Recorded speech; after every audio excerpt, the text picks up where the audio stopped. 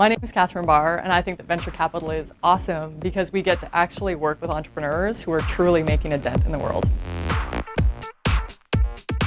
Some of the areas of innovation that I'm really excited about include applied analytics and the Internet of Things. It's an area that I call life tech, which is how technology is doing more of the heavy lifting for us in our lives as consumers.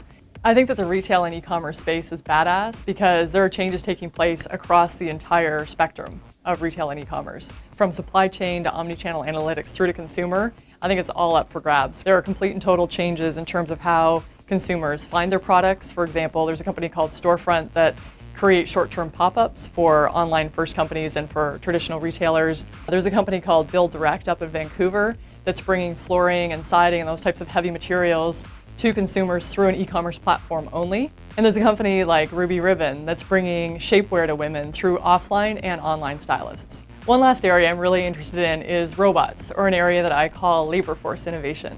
There's a company called WorkFusion that has a platform that distributes tasks in the enterprise to either employees internal to the company, external crowdsourcing resources, or to the machines, and then the machines learn from the humans over time.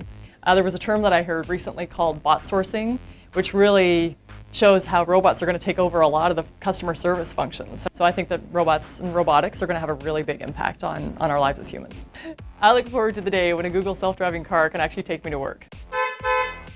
In 2014, the relationship between LPs and GPs has changed in that the LPs expect a lot more transparency, accountability, and a real partnership with their GPs that they're investing in. I think venture capitalists sometimes get a lot of things wrong. Sometimes former operators want to actually do the work themselves for the entrepreneur, but you can't do that when you're the investor. I also think, too, that venture investing is a long-term game, and people who don't approach it that way can get in a lot of trouble. Our best investments have come from entrepreneurs who we've known for a while and have built a relationship with prior to investing. One of the biggest lessons I've learned as a venture investor is just how much venture investing is about the people. Really, at the end of the day, it's the individual entrepreneur that we're investing in. That's the person who's going to drive the company to greatness, the person who's going to hire and recruit people, who's going to raise money, who's going to build partnerships. They're the person we're going to rely on as partner to build the company. I know I just threw a lot of data at you, but I truly love this job because I get to show up to work every day and do something different.